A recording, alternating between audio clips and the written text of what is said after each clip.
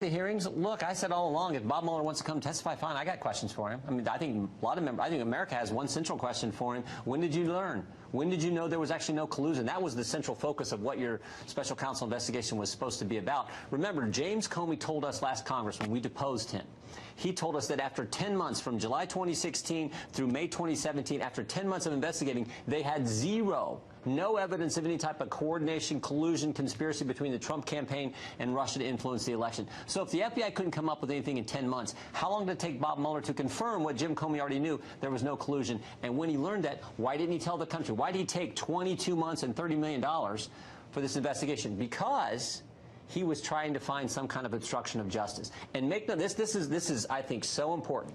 Make no mistake about it.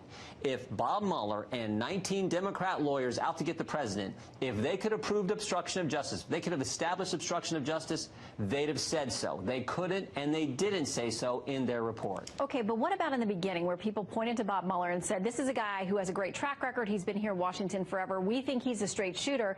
You're saying it now and characterizing it as if there was always an intention to, quote, get the president and not merely investigate the facts. So what do you base that on?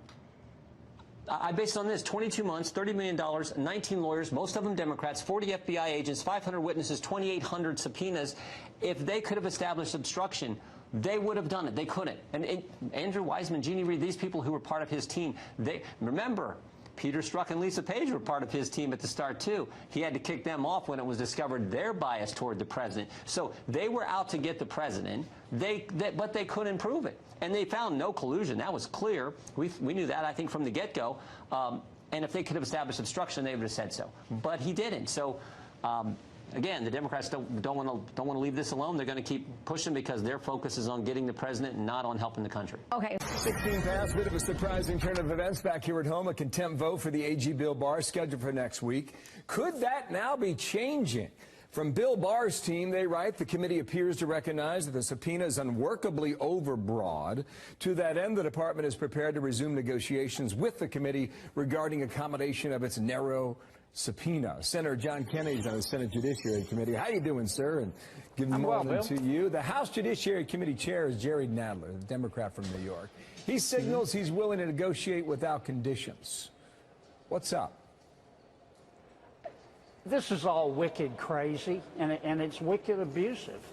Look, Congress has an appropriate oversight role, but you have to have a legitimate legislative purpose. And I think it's clear to most Americans that some of my friends in the House leadership have decided just to be abusive.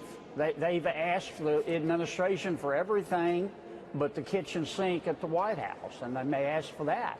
And then when the White House doesn't produce it, or Bill Barr doesn't produce it, all of a sudden they resort to this apocalypticism where, oh, you know, it's the end of Western order and we got a constitutional crisis.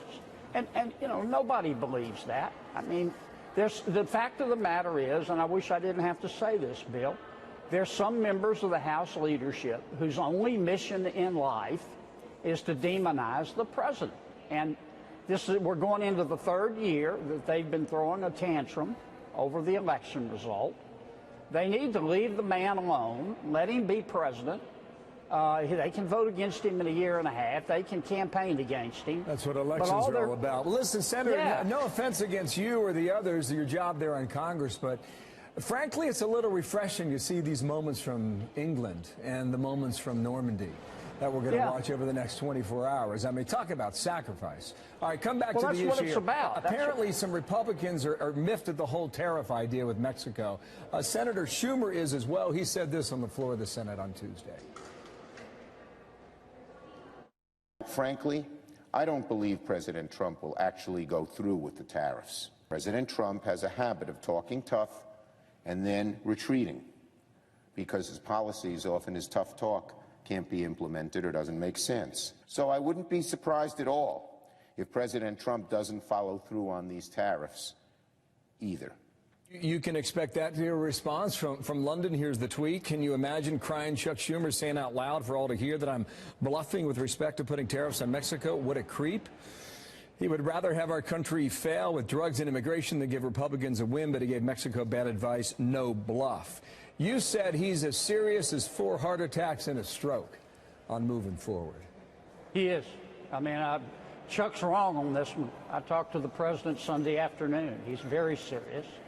He knows the ultimate answer here, and the easy answer. It's right in front of Congress's face. We need to fix the asylum laws. But unfortunately, that doesn't appear to be possible right now. There's a reason that the American people think Congress was born tired and raised lazy. I mean, the problems are right there in front of our face, and we refuse to do anything about them. So he's talking about tariffs. I'm worried about the tariffs. I worry that the harm to our economy will be greater than the tearing effect on Mexico. Mexico's our biggest trading partner. We do about $700 billion. That's $90 worth of business with them every year. The president's going to be back soon from UK. I think we're going to get it worked out. Okay, Bill. so we're going to sit down with him and you get think it he's worked gotten out. the attention of the Mexican government based on the response? Oh, I think so. I think so. They the day after he made his announcement, the President Lopez Obrador's top people came to America. They're here right now. They're meeting with the Secretary of State and the VP this morning. I really think we're going to get this worked out. And if we don't with Mexico, once the president's back, we'll sit down and talk about what our options are in terms of getting our friends in Mexico to try to help us with this crisis. I hope you're right, Senator. Thank you for talking today. I'm out of time, You bet, but I man. really appreciate yours. Wicked crazy, born tired, raised lazy. There's a country song in there, sir. Come on back, okay? Senator John Okay, Kennedy man. from Louisiana. Nice to see you. 10:32 here in New York. Coverage continues now here at America's Newsroom. We are halfway home, Smitty. Are we? 90 minutes through, 90 minutes to go. There's a new confrontation over the Mueller report on its way. House Democrats announcing a vote to hold the AG Bill Barr in contempt 1 week from today. North Carolina Republican Tom Tillis on the Judiciary Committee. Senator, how you doing? And welcome back to America's Newsroom. Good morning, Senator. Nice to see Good you. morning, Bill and Sandra. So that's the next move. Go ahead and react to Barr and possibly McGahn as well, the former presidential lawyer. Well, it's like I've said before, we have a report of over 400 pages that summarizes almost 2 years of work, hundreds of interviews, plenty of data. The fact is there was no crime, no collusion, and no obstruction. So I can only assume that this is all political theater to try and keep something alive that the American people are getting tired of.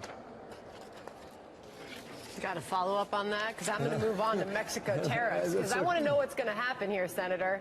The president was just asked about this while in London, and it does seem like he plans to move forward with this June 10th start date of 5% tariffs on Mexico, despite what Mexico is attempting to do or how much they are increasing deportations. He was asked about it. Well, the bottom line is if Mexico secures their border, nearly 80% of the people coming across the border, that's 80,000 on average a month, will not come across the border. If Mexico will just do their part to try and stop this crisis, it's a humanitarian crisis, it's a homeland security and national security crisis, I think the president is right to use every device at his disposal to try and solve this crisis, save people's lives, and make our communities safer. Did you see the press conference last hour? He was asked about it by our own John Roberts, and here is the answer he gave there in London. I want to see security at our border. I'm going to see great trade. I'm going to see a lot of things happening. We are going to see if we can do something, but I think it's more likely that the tariffs go on. Mexico should step up and stop this onslaught, this invasion into our country. Do you believe the tariff route is the best route right now? Does Mexico listen to that, Senator? Well, I think it's something that Mexico has to take a look at. What are the economic consequences? What's the cost of securing the border and stemming the tide of illegal immigration across our border versus the cost of the economy of having to withstand these tariffs? I hope that we can get to a good place, but I think the president has to use every device at his disposal. Look, we have 40% of the border security agents today are not doing the jobs that they were sworn to do. They're doing daycare, they're driving buses, they're trying to figure out how to handle this burgeoning population that we have here, and 80% of them are not from Mexico, and 80% of those who apply for asylum are ultimately deemed not to have a valid claim. We can solve this by stemming the tide, and Mexico is a very, very important part of doing that. Here is the Mexican ambassador to the U.S. Very pointed comments on exactly that. We have faith in dialogue and politics as a means to avoid a costly and unnecessary confrontation. We act out of deep-rooted principles, and there is a clear limit to what we can negotiate, and that limit is Mexican dignity. Just that final line, Senator, that limit is Mexican dignity. I don't know what you consider a success or what the White House considers a success. If you put on the tariffs, what is considered stemming the flow of migrants? Is there a number there, or is it action? Well, Bill, I mean, it's got to be measurable progress. If you have 80,000 people on average coming across the border, more than 60,000 of them moving through Mexico, but not from Mexico, all we're saying is help us. We want to get the USMCA passed. We want trade relations to be strong with one of our most important trading partners. But we also have to be mindful of the threat to our homeland, the threat to our economies, the threat to communities across this country if we don't come up with a way to secure the border. One of it is to move forward with the border plan. Another key part of it is to move forward with Mexico's own border plan, securing their southern border. If we do that in combination, we can get past this crisis and then get to good normalized economic relations. Interesting to note that even in the wake of the president's comments about likely going forward with those tariffs on Mexico, the markets are booming today. I mean, you've got the U.S. stock market, the Dow is up 345 points on the Tuesday morning. Meanwhile, talking about our trade relationships with the U.K., with China, we heard a bit of that just now. Theresa May recognizing China and the economic significance of our relationships there, and also with the U.K. What did you take away on trade from what you just heard from the Prime Minister and the President of the United States? Yeah, the president is trying to get done in a couple of years what administrations, both Democrat and Republican administrations, failed to do over the past couple of decades. He's using a lot of devices that were considered taboo in the past. I'm a free trader, but I do think that we have to make it very clear when you take advantage of our open economy, when you steal our intellectual property, when you don't cooperate with us on things that are also important, like securing the border, then the president has to have those tools available to come to a good solution for the American people and our trading partners. Senator, hope you come back soon, okay? Yeah, good to see you, Bill. Thank you so much for your time. Thank you, Senator. Tom Tillis, the Republican from North Carolina. Thanks.